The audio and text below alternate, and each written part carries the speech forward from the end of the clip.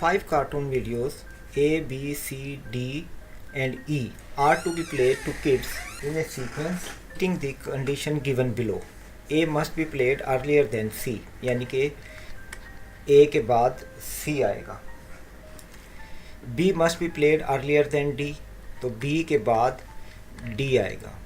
E must be at 5th position. अब question है विच video can not be played at the 4th position. कौन सी video 4th position पे नहीं आ सकती.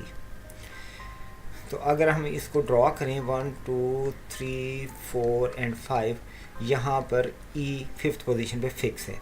अब आप देखें कि A के बाद C ने आना है.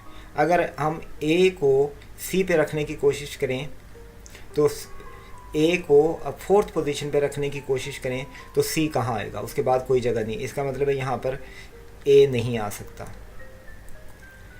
इसी तरीके से B और D को देखें.